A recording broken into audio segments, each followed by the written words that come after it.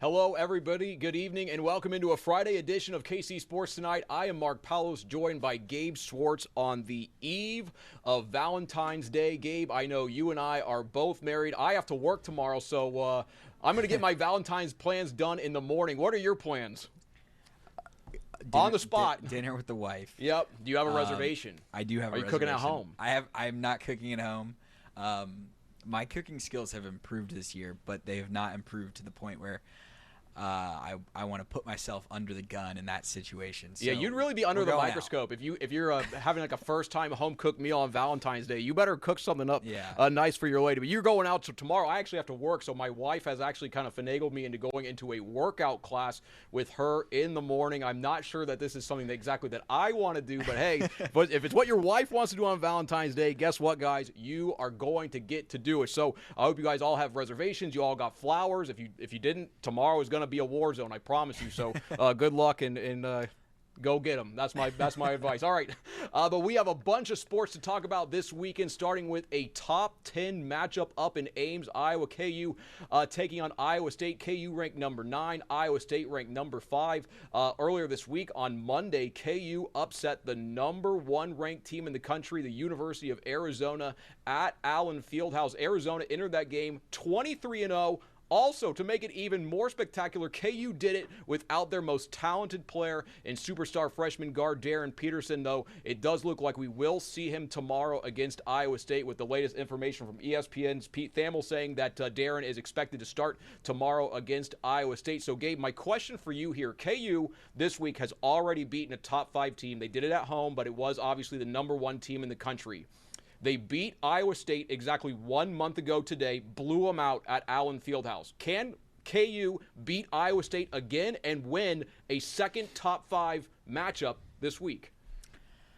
They can. Well, what do you think? What are the odds? Because I know KU, in their last 3 games at Hilton Coliseum, KU, they're 0-3, and Iowa State's a 5.5-point favorite. Like, do you see a path to victory tomorrow for the Jayhawks? I think the path to victory would be similar to what they did against Texas Tech, in that the defense has to travel. I don't think that the KU offense is consistent enough at this point. Even when Peterson plays, it's a little bit of we saw it in the Texas Tech game. It was better for them when they were in the rock fight, and that the only reason I think that they competed with Arizona for a large portion of the fact that it was such a high-paced game. That's not necessarily what they wanted to play, but the energy of Allen Fieldhouse allowed them to. If that similar pace happens with no Darren Peterson and they played at the McHale Center in Tucson, I don't think that the result would have been the same. So I think that they probably would like to slow the pace a little bit on the road against Iowa State. The other thing, when you say can they, I say yeah, they can. Will they? I don't necessarily think that they will. And part of that is just that Iowa State is much better in terms of shot selection at home than they are on the road. One of the things that you could point to in terms of the first matchup between these two teams, not only as of the shot selection, was Iowa State's offense turned the ball over a ton. And KU is really good defensively, but they're really good defensively because they block a lot of shots, not because they turn people over for the most part. And in that first game, Iowa State did something that was super uncharacteristic for them, and they turned it over 10 times in the first half.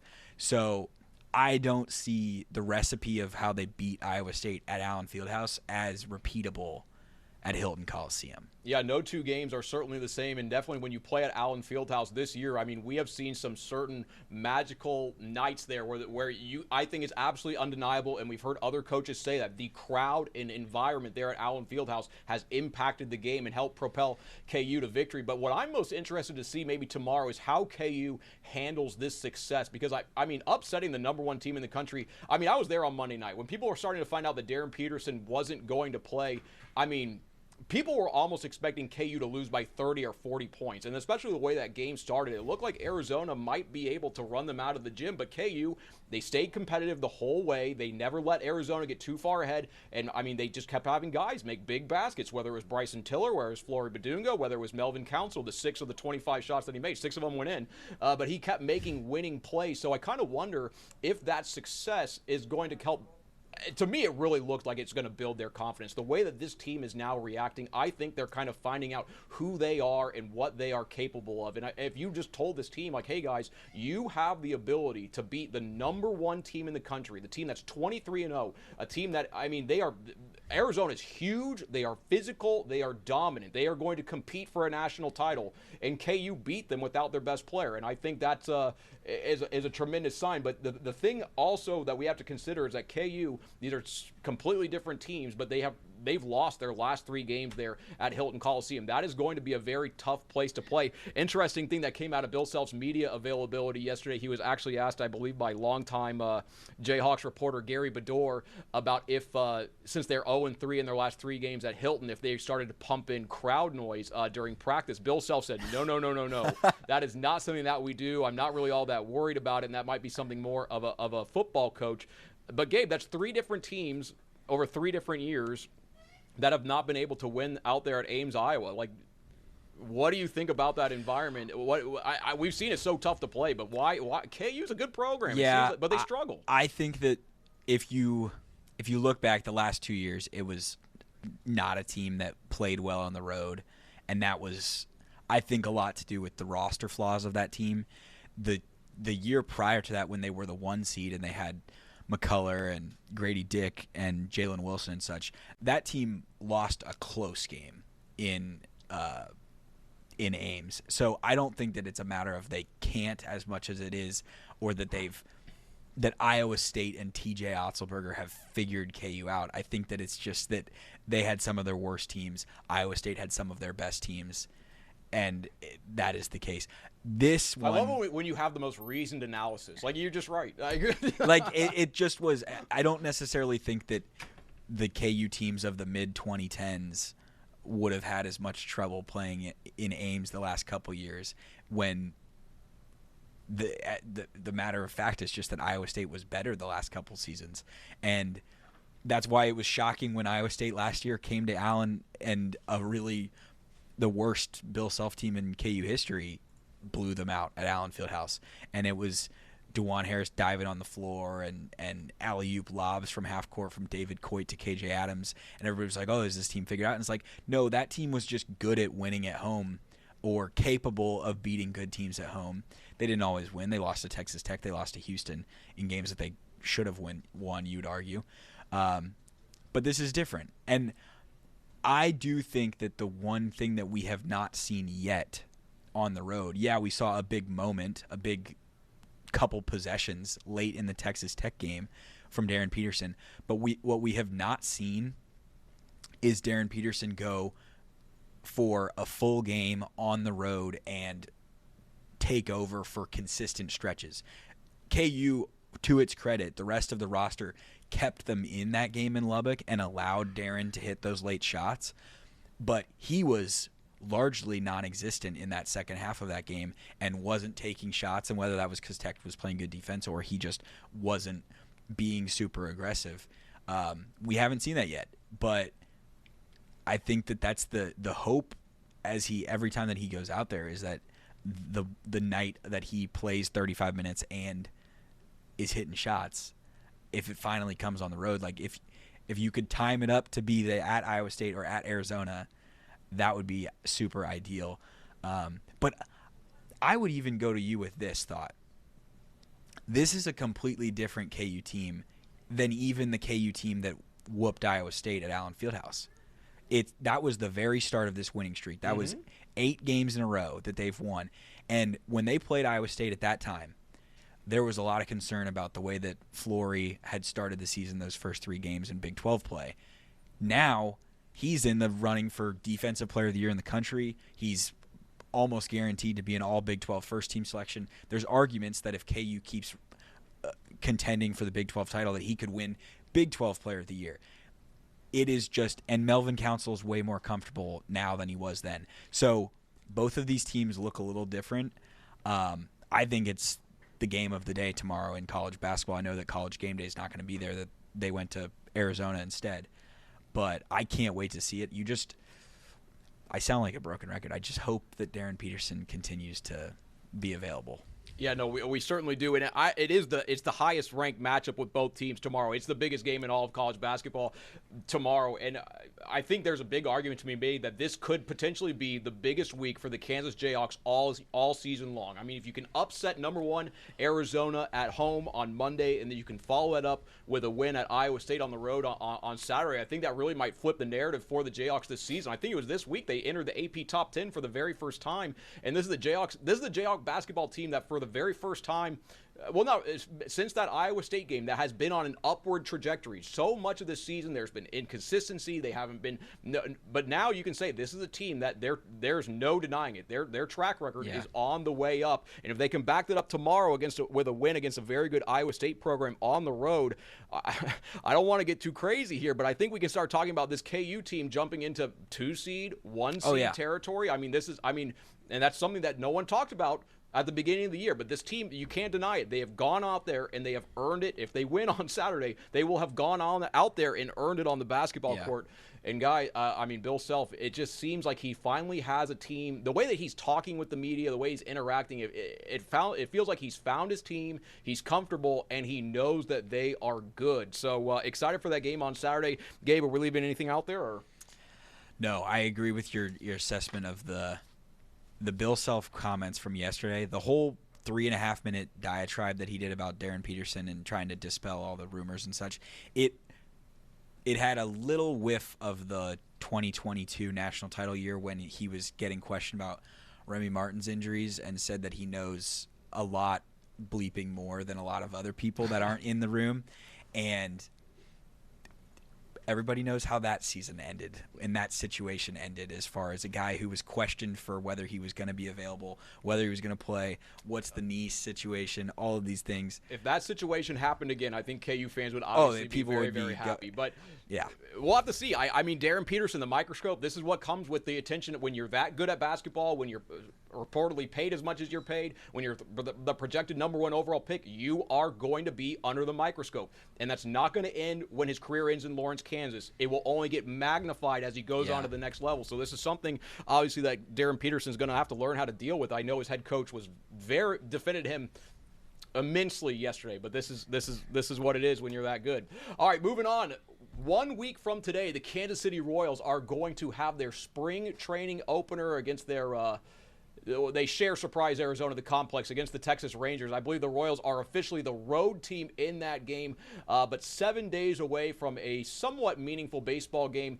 Today, Royals, he last year was the hitting coach, but now he has a new title as like the director of hitting performance and player development or something. But Alex Zumwalt, the head hitting coach for the Kansas City Royals, met with the media today, and he was actually asked about several things, like some players like Jack Caglione and Carter Jensen, but I think most notably, he was asked about the fences moving in at Kauffman Stadium, and he said that the team really is not going to change their approach. They're going to kind of try to keep doing what they're doing.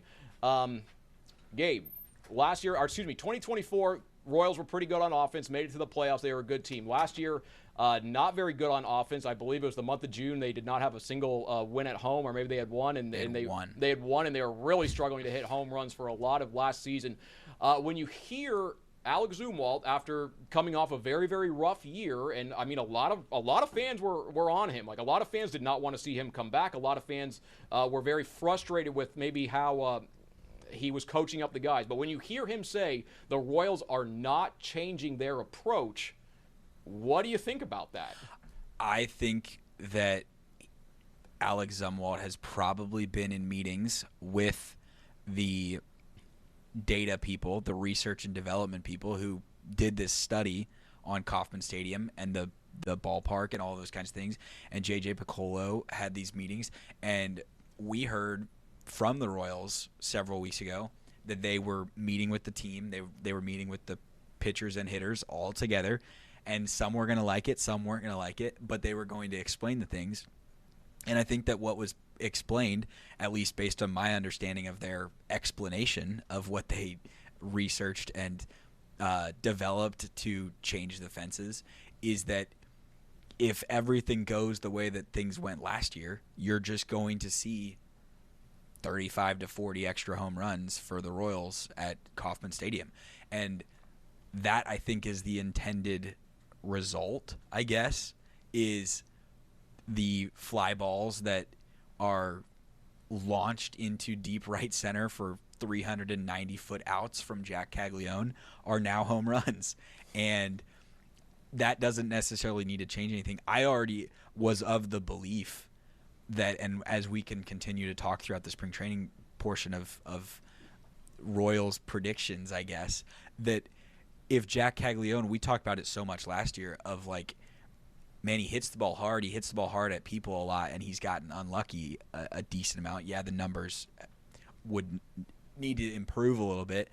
But even if he just takes a little bit of the leap forward of second year in the league, you've seen more pitches and all those kinds of things, that coupled with the fences could really help. And I don't think that they're going to be like, oh, now you guys should really swing for the fences because the fences are shorter. It's not like slow pitch softball where you are coming into things thinking of like, oh, I've really got to launch this one or not. I think that they've just shared all the data and they know that what they did 2 years ago could translate again. I've played in softball leagues where home runs are outs. Yeah, exactly. You got to keep the ball in play. But I'm very intrigued to see. I think it's one of the biggest questions in all of Kansas City sports going into 2026 and beyond is how are these moved in and shorter fences going to affect the play at Kauffman Stadium? Because, I mean, the Royals, and the 2 times that they've been World Series champions, they did it by doing things atypically from the rest of the league. They did it with speed and defense in a big ballpark, and that was their advantage. That's what made them different from other teams. And now with them moving the fences in, with them shortening the walls, I mean, it seems like they're trying to get more into the mainstream of baseball. But in my opinion, that is not what made them successful. The Royals are more of an outlier rather than the rule, just because of how they're constructed. I mean, the Royals are never going to have a payroll that will compete with the Dodgers, that will compete with the Yankees, that will compete with the Red Sox. They have to find ways to win that are cheaper. And offense is not cheap. Offense is the most expensive thing in all of baseball. But what is cheap is speed, is defense, can be relief pitching. That's what the Royals use because it costs less and it worked well in their ballpark. And I guess a little bit for me, just hearing, I know the fences are coming in. I know the Royals are hoping for some positive improvement, maybe some regression to the mean, some improvement from their guys that really struggled last year.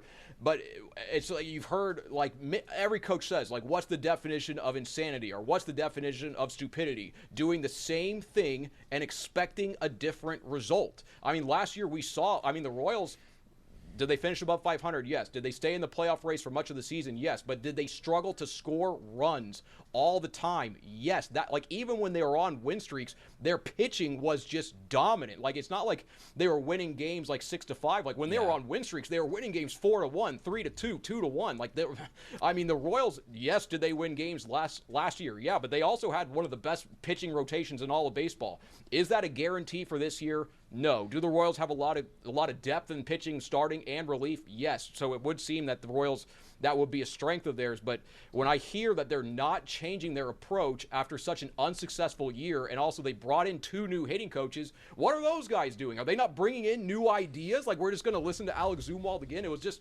I think that a little frustrating to hear. Yeah, I think that's overstated. But I also think the idea that they're like, that they didn't have any success is a little crazy to me, because we did see the best season of Vinny Pasquantino's career. We saw the best season of Maikel Garcia's career. And Bobby Witt Jr. led the league in hits. And the crazy thing about it is you could say Bobby Witt Jr. had a down year versus the 2 years previously. But it really was just a matter of the outfield hitting was so bad. And Jonathan India didn't meet expectations, but Jonathan India has a longer track record than most on this team in terms of career of success. And I think that the outfield has gotten better. Now, we can certainly debate the merits of whether the outfield has gotten significantly better in the to make up for it. And I think that's one of the questions. But the whole fences being brought in, I still think just the idea of it, Royals fans are probably thinking like, there's this idea in their mind that they brought the fences into like Yankee Stadium standards. It's still going to be a big ballpark. Mm-hmm. Kyle Isbell's defensive skills are still going to matter, and the gaps are still larger than most. So it's not like they're going to be playing at the Blue Valley Rec softball fields. No, I remember when they were having the press conference to talk about this. JJ Picollo was like, "This is not going to be a bandbox. Like it's like you're still going to have to earn it when you hit it to get it out of there."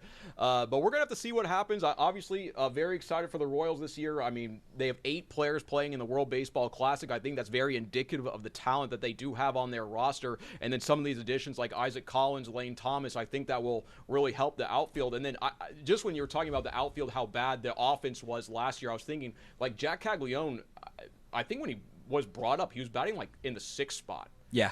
And he hadn't earned anything. I think now this year, like you're looking at maybe how the lineup might shake up, and he might be batting 9th. Yeah, he might be hitting 8th and that's, or 9th. And that's maybe more of a place that you want a guy, who's trying to break into the big leagues and show that he can have success there. But the Royals, there are reasons for optimism. They do have very good players. Also, one thing before we get off that, Jonathan India no longer has long hair. He cut that. So I think that's going to be a little bit of an adjustment for fans to see when they're out there. But we have 2 more topics and about 8.5 minutes left here. But we got to start with what's going on out in Manhattan, Kansas. I'm sure it was on our air yesterday, so I'm sure some of you guys have heard this. It's done the rounds on social media. And the reason we're talking about it today is because it has gotten to the national level. After K-State lost to Cincinnati earlier this week, Jerome Tang threw his players under the bus, drove over them, backed it up, drove over them again, and then drove over them again. It's unbelievable what's going on out there in Manhattan, Kansas. I don't know how any basketball recruit would ever want to play for a head coach that says some of the things that he has said. Again, this is my opinion, not the opinion of KCTV5. But here are some of the quotes that he said. He goes, "These dudes do not deserve to wear this uniform." Speaking of the players he picked and he recruited. He goes, "There will be very few of them in it next year. I'm embarrassed for this university. I'm embarrassed for our fans, our student section. It's just ridiculous." He was asked about the fans wearing the paper bags out there at Bramlage Coliseum, and he goes, "Yeah, I'd wear a paper bag too if I was them." And I think maybe the cherry on top of all of this is before he completely threw his team and program under the bus, he said he was going to honor Christ like he always did, and then he absolutely just did that to his team. Gabe, how much more can Kansas State take what has now become a national embarrassment of a basketball program? I think among the things that don't make sense to me about what is going on with that program is the appearance that any criticism of that coaching staff becomes personal to them. And that is what we saw 2 weeks ago when they lost to Iowa State at home by 34. And he said, "You guys are going to clip it. You're going to put it out there the way that you want to do it so that you can get your clicks and all that, yada, yada, yada, yada." And there's just a lack of accountability, and there's a lack of consistent messaging. And if there was a time, I actually do agree at times that there is a time for coaches to say these dudes don't deserve to wear the uniform, or these dudes currently are not giving the effort and pride that a fan base deserves and that alums of this university deserve. Certainly that would apply to certain teams at certain times. But the messaging doesn't align with reality. And 10 days ago, or 12, 11 days ago when you played Iowa State, you lost by 34, and everybody on the fan base wanted you to show a little bit of fire and be a little bit more upset, and you were like, I'm proud of the guys today. They played hard. And it just feels like he is grasping for straws as to which button to press. And this may be a more like niche reference, but growing up, I used to play NBA 2K. And when you played NBA 2K11, there was... Who was that, Derrick Rose on the cover? That was Derrick Rose on the cover. Oh, I know. Okay. And there was my player mode. And your player, after every game, he had to answer questions from the media. And you would press and you'd select an option. And it would give you like teammates morale, fan base morale. How does ownership feel about this? And so when I see these Jerome Tang press conferences, and it would give you a green or a orange, like no response, or a red arrow down. And when I see these press conferences every single week from Jerome Tang, and it's crushing on the players or crushing on himself or all these different things, it just doesn't align. And it feels like every single time, if it was, how is his team going to respond to this? How is the fan base going to respond to this? How is Gene Taylor going to respond to this? It feels like red arrows every single time. Well, it's definitely red arrows from the student section. I mean, they were out there wearing paper bags, and it's just like, I've said this on the show, like I said this like a month ago, and it's like every time Jerome Tang goes to a press conference, you don't think he's going to say something stupider than the last one. And every single time it feels like he comes out and it says something stupider the next time. And it's just like at some point, I mean, the guy is the Division I basketball head coach. And I think maybe here locally why this has really struck such a big chord among basketball fans that cheer for KU, K-State, and Missouri is that in the state of Kansas, at the University of Kansas, you see the top of the profession. You see how it's supposed to look. You see how the top program is supposed to act. You see how that head coach interacts with the media. You see how that head coach interacts with his players. And you see that he is in the Naismith Hall of Fame, and he has the rings and titles to back it up. And then one more hour west on I-70, you see the exact opposite of how it's supposed to look. And it's like K-State fans see a national title contender right down the road, and they see what's going on in Manhattan, Kansas, and they're like, hold on, these two products could not be more different. And I at some point, I think Kansas State University is going to have to decide, like, we have got to at least control what he says in these press conferences, because at this point, this is again my opinion, but it is just becoming, it at first was a local embarrassment in the state of Kansas, and then it kind of spread to the Kansas City media, and it got a little bit bigger there, and now it has, in my opinion, has become a national embarrassment, what is going on out in Manhattan, Kansas. And if K-State wants to let this continue, I know there's a lot of financial situations there involved, a very expensive buyout, but I mean, oh man, I don't know. I think we're gonna see what tomorrow. They are 23-point. Yeah, taking on Houston tomorrow. They're 22.5-point dogs. So, and they've been running stairs at Bramlage Coliseum at 6 a.m. the last 2 days. Yeah, so they're going to be nice and well rested, not have expended any excess energy. So we'll see. That doesn't necessarily seem like a move to win, but hey, he's the head coach. We'll see what happens. All right, we have one more topic to talk about, about 2.5 minutes left. The Big Ten today has floated out an idea about a 24-team college football playoff. And Gabe, some of the things out here are kind of crazy. It'd be a 24-team format, would consist of the 23 best teams in one spot for the group of 6. There would be no automatic qualifiers. So the top 8 teams would receive byes. There will be 8 first-round games on campus, and then an extra week of home games with 8 second-round games played on campus. So, there's 12 teams in the playoff now, and we saw some blowouts. 24 teams. Gabe, how bad would the football be in some of those first-round games? Who's asking for this? Like, part of the proposal is that there would be no conference championship games. Yeah, I forgot that part. That part of it is absurd to me.